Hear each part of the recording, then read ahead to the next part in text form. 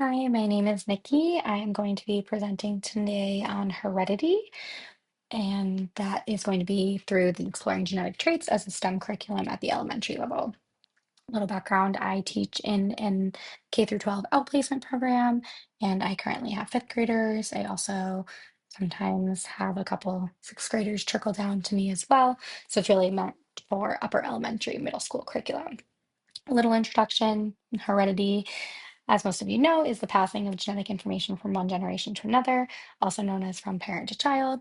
If you are somebody who has studied heredity, I know that parent to child is not always a popular terminology to use, but it is very helpful for my students in solidifying the information, giving them a concrete understanding of it in their brain. For a little context, we do talk about how the study of heredity can be applied to plants and animals. However, for this purpose and in my classroom, we do focus on humans. Just a fun little connection that we have to this in my classroom is that we have an extensive therapy dog program at our school through Blue Path, but we also have what I like to call a little bit of a side quest. So our principal, as well as a few of us teachers and other professionals in the building, all work with a rescue organization called Paw Safe, and we have a contract with them where when we foster their litters of puppies and the mama dog that we are able to have them at the school with us. And the students, of course, especially love the puppies. And it's really fun every time we get a new litter because they're kept in the office. So the kids come in and I put it in my morning meeting. We got a new litter of puppies, and immediately they all want to know, what do they look like? Are they boys? Are they girls? How many? Do they have long hair, short hair? What color coats are they? What kind of breed do they think we are? Do we think that these dogs are? Do we know what breed they are? Do we have the mama? Do we know the dad? Oftentimes we almost never know both parents. We're bringing these up from courting situations and puppy mills and some pretty ugly things. So very rare that we have all of the information, but the kids always are dying to know all of the characteristics and the traits of the new puppies, which ties perfectly into heredity and makes me very excited to do this unit with them in just about a month in my classroom. Just some quick concepts for background. We'll go from smallest to largest. A gene determines the traits and function of the body through the protein production. I like to explain this to my fifth graders as the code. It really tells us what traits and characteristics we're going to have. Very commonly, and the easiest ones to teach to the kids are those, those really universally accepted and, um, again, concrete ones such as hair color, eye color, skin color, things that really make sense to them in their world. Um, Moving up from the genes are all stored on our DNA, stores and transmits genetic information essential for an organism's growth, development, and reproduction. This is kind of um, that blueprint. It stores it kind of it stores all the information. It's the template for our genes and how they're going to present. And those are all stored within our chromosomes. The chromosomes are responsible for the replication and distribution of genetic materials during cell division. This is why it matters what chromosomes you get from mom, what chromosomes you get from dad. Um, and it's really the place where all of that coding and those templates are stored within your chromosomes. So our connection to the NGSS STEM standards are obviously heredity falls under our life sciences. Uh, Very concretely, in fact, it develops models to describe the organisms that have unique and diverse life cycles, all have in common birth, growth, reproduction, and death. That one fits quite nicely and really encapsulates what we're teaching when we're teaching kids about heredity. We like to usually what I do is I teach the life cycle of a plant earlier in the year. So they have that as kind of a basis of understanding of the life cycle of a living organism. And then heredity is naturally a little bit more of a complex portion of especially the birth and growth of those organisms. So it scaffolds nicely with that. And also it ties in with our um, evidence that providing evidence that plants and animals have traits inherited from parents, and that variation of these traits exists in a group of similar organisms essentially is heredity, and then that we can use evidence to support the explanation that traits can be influenced by the environment as well.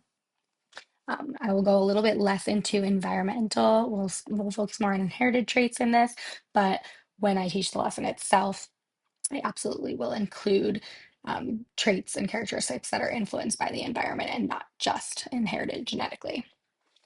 In addition to these life science standards, a really great way to tie STEM as an overarching umbrella into this is mathematics.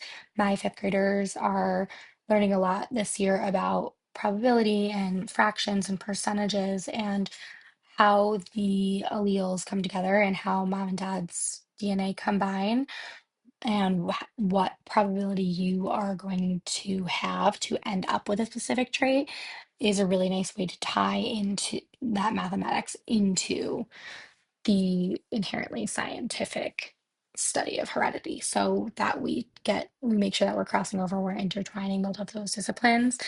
Um, Also, technology is a huge, huge, huge topic within discussing heredity. It is something that is the technological advancements within the study of heredity have been, I mean, it's hard to encapsulate how significant they've been, but very, very impactful on a lot of real life issues. So we certainly get into that as well to make sure that we are covering as many facets of STEM instruction as possible. With that being said, just a quick look into something that I will be doing with my students in order to teach this. It's a really fun genetics activity. You can I've seen it yeah, done using aliens as well. We do monsters. What we do is we print out a little chart.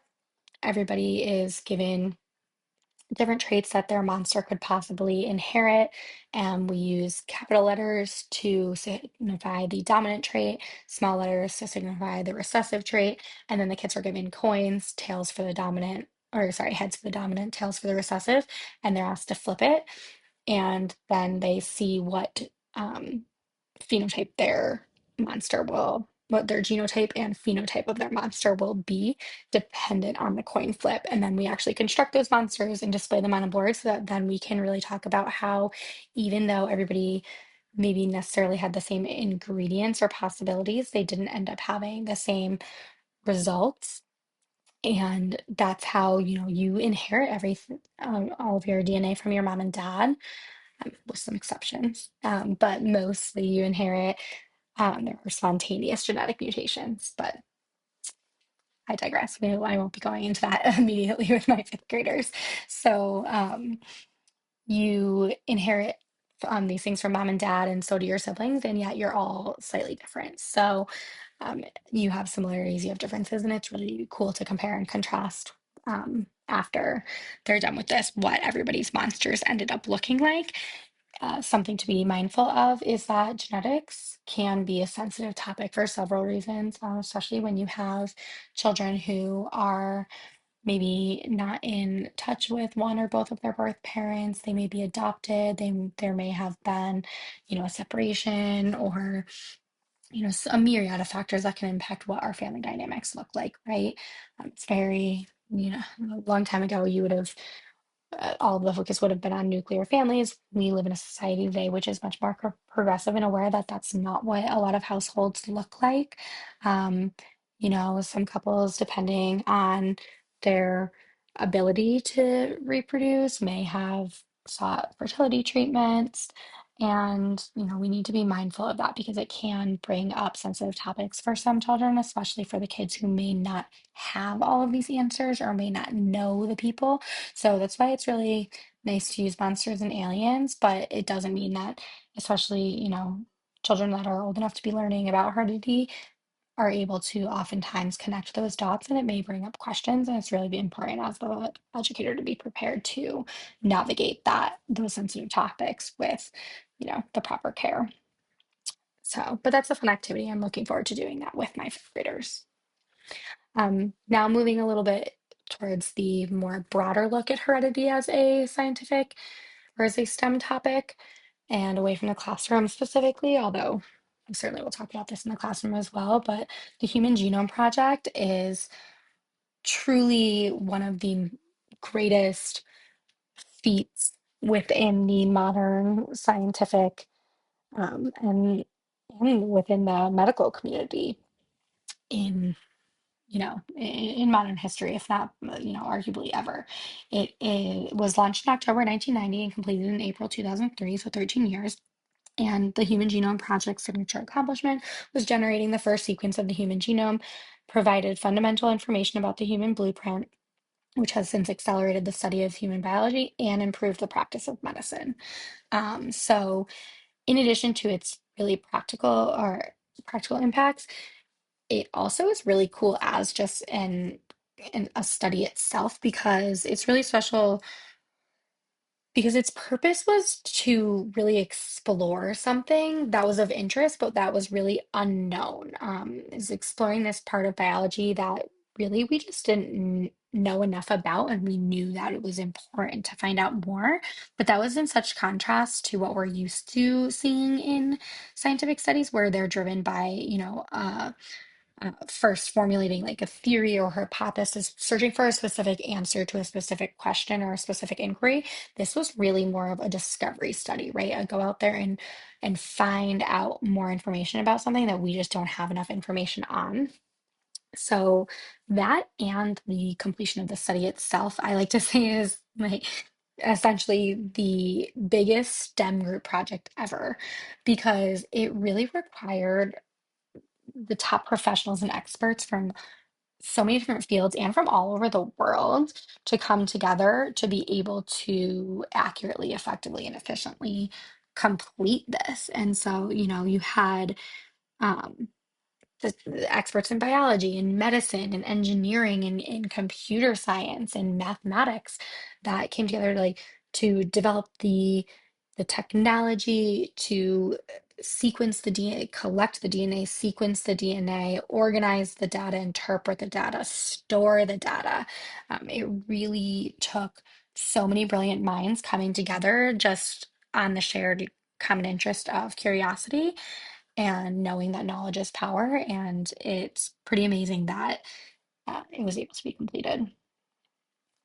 Okay, so the implications of the Human Genome Project were technological advancements, the study of inherited disorders and how they can be treated, and also tracing ancestry and the privacy concerns storing DNA information brings, which is to say that it has had a lot of positive implications, it has had a lot of negative implications, and it's also had a lot of controversial implications. So largely, people would regard it as positive, though, because I would say that the benefits that it has accrued in many ways outweigh the negative. So let's get into that a little bit more. So for the technological innovation, the Human Genome Project allowed for the development of rapid sequencing technologies, which changed how medical professionals were able to diagnose and treat patients. This technology accelerated our understanding of how an individual's genetic makeup impacts their health in several ways. It made it possible to identify genetic markers for diseases as well as create an avenue for early detection of some of the most prevalent diseases plaguing society. Alzheimer's disease and the BRCA breast cancer genes being prime examples of this. On that note, not only is for early detection and preventative medicine and the technology that comes along with that really a huge deal, but I want to specifically just touch on the breast cancer aspect because it's probably one of the most famous ones. You see women now having preventative, proactive mastectomies, single mastectomies, double mastectomies, if they are able to identify that they have the gene that signifies an increased risk of breast cancer, different types of breast cancer, some of the more fatal breast cancers, which is really cool for a couple reasons. Not only one, because it signifies the development of this technology and how impactful it can be, but also because, historically women's health is under researched and underfunded, and this is a particular win where this has really advanced and helped out women specifically in regards to breast cancer. That being said, breast cancer is not the only example of this. It has been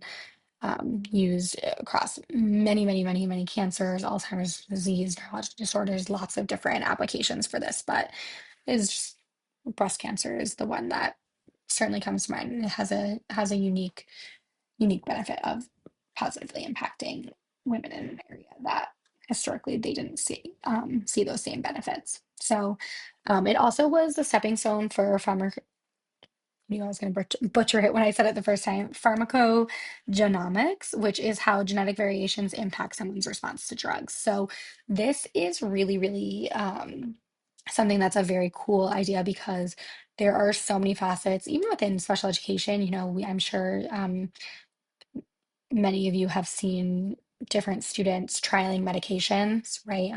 The one that always comes to mind for me is ADHD, also depression, anxiety. There's so many different things that we see within schools that we see our students being treated with prescription medication for, and it often is trial and error, right? See how, let the start taking the drug, see how it affects them, see what the side effects are, weigh out the benefits, the pros and the cons, and some reactions can be really, really terrible. Some side effects can be really impactful.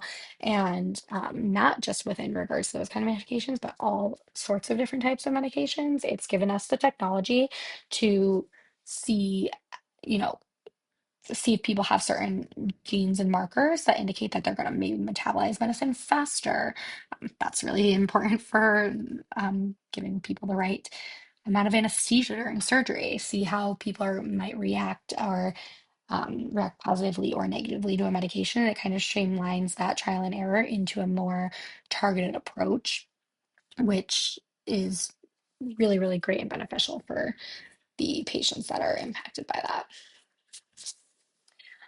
Following along the same route, precision medicine is something that has really taken off because of this. One thing I like to point out is that precision medicine is not something that came as a result of the Human Genome Project. Blood typing is a great example. We have been transfusing people with blood based on compatible blood types for a very long time. It's an example of precision medicine. You give people blood that is compatible with their blood type. But it is the ability to classify individuals into subpopulations that differ in their susceptibility to a particular disease in the biology and or prognosis of those diseases they may develop or in their response to a specific treatment. So what it really essentially is doing is allows us to really target and individualize treatments. It's a further extension of what I was talking about on the previous slide, where we can determine, it's especially pertinent to cancer, where we may be able to determine what, based on the genetic makeup of the person and the disease that they're fighting, we are able to have an increased understanding of both the disease and the individual. And that way we can better assess and better target the treatment that is maybe going to be most effective in fighting against their cancer. And it, saves cancer treatments are extremely, extremely hard on the body. You will find a lot of cancer patients that will say that the treatments are worse than the cancer. And it's so if we are able to save people from unnecessarily enduring a treatment that isn't necessarily going to impact their level of disease, that is huge. Or conversely, if we know that this one is going to be most effective and start that one sooner, that's great as well. It also is very, very helpful in clinical trials because it is very help. Genome mapping has been very, very helpful in either qualifying or eliminating candidates from clinical trials, which makes um, our obtaining of results and then putting them into practice much more efficient and effective. Primary immunodeficiencies are a group of rare diseases which have benefited from NGS with a massive increase in causative genes identified in the past few years. And the way that this has really been impacted is through gene therapy. So, gene therapy is considered one of the most prominent medical breakthroughs in modern medicine. And essentially, what it does is it can either treat active disease or it can prevent diseases by repairing, replacing, or inactivating um, any faulty or affected gene within a patient's cell. So it's really a combination of really cool technological advancement and this precision medicine that has come. Again, that knowledge is power, right? Because we are able to know exactly the gene that is responsible for causing the immunodeficiency. We can focus on repairing that specific gene or eliminating that specific gene as opposed to having to you know, target the cells or a system as a whole, which is hugely impactful.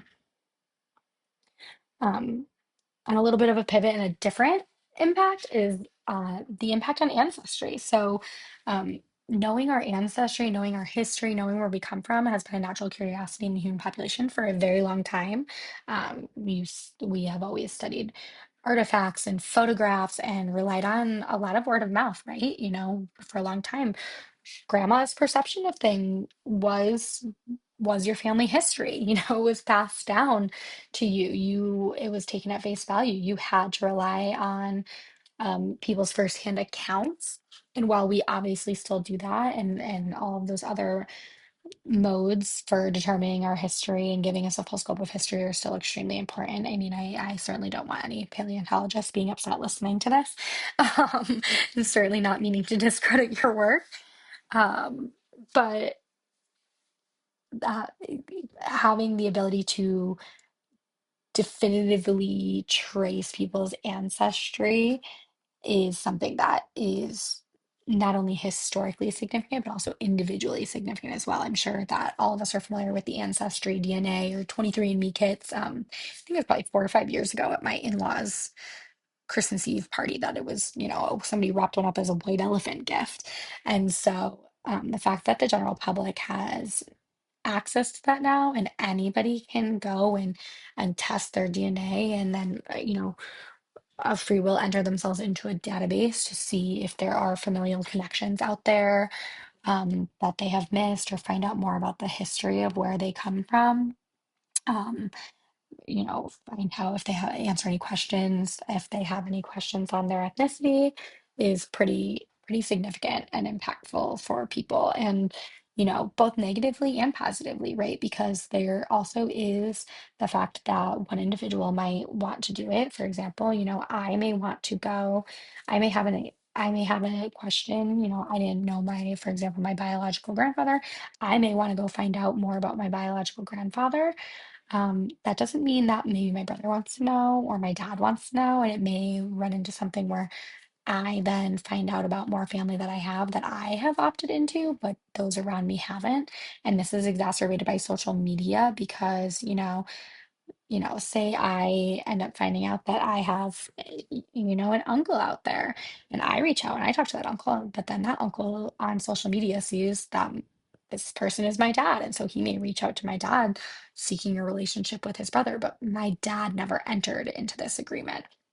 So it's definitely been controversial in that way. And then in a separate way is that the idea of having this giant database that has, thousands upon thousands, if not millions at this point, of people's DNA is of concern to people as well, and what it could potentially be used for. So while these companies try to be transparent and pretty concrete in their, um, you know, privacy agreements and rules and regulations, there are certainly people that are concerned of the sale of data to a third party or a data breach as well. I mean, we all have seen or known somebody at least that has had some sort of information hacked, whether it be through an insurance company or a bank or just, from opening a scam email. Certainly a concern as well when you have submitted your DNA somewhere. And finally, bringing it back towards education. Genetic mutations have a very specific link to special education. So, genetic mutations and chromosomal disorders are responsible for several disabilities that impact individuals, including students we see inside our classrooms. While some disabilities can have sudden onset, such as disabilities caused by traumatic brain injuries or be caused by environmental factors, such as a physical disability from an accident, most are inherited and the person is born with it. As special education teachers, we will devote our professional lives to helping these individuals grow to reach their fullest potential. However, not all people see their existence as having value, and with advances in technology, there are individuals who seek to eradicate these conditions through eugenics. So, that very, very handsome little boy over there is my 7-year-old son, Eric. He has Down syndrome and autism, and something that is very, very controversial in both of those communities and is widely debated on the message boards and the Facebook groups and when you get together with other parents of children with disabilities is the idea of eugenics and eradicating the diseases or the conditions that make some of our little kiddos who they are. And so it is, I could probably do a whole separate project on this, but it's definitely a hot button issue that does impact us as special educators and something we should be aware of and sensitive to, because it is impacting the people that we care for every day. It's human nature to not want to see people suffer or have any difficulty. And certainly as a parent, you never want to see your kid struggle in any way. But in that same breath, um, implying that, my child or a child like him is suffering just by being who they are has its own negative connotations. And that's why it's widely debated on both sides. And it's not, I certainly don't speak for anybody other than myself. It's a very complex issue, and there's arguments on both sides that certainly have merit. But especially with the development of IVF technology and, um, the screening of embryos prior to implantation and fertilization, it really brings up these issues of, well, why wouldn't you kind of want someone like my son? What does that then say about my son or individuals like him? So it's definitely a hot button issue with complex reasons on both sides. So, and on that note, even, organizations are involved in this.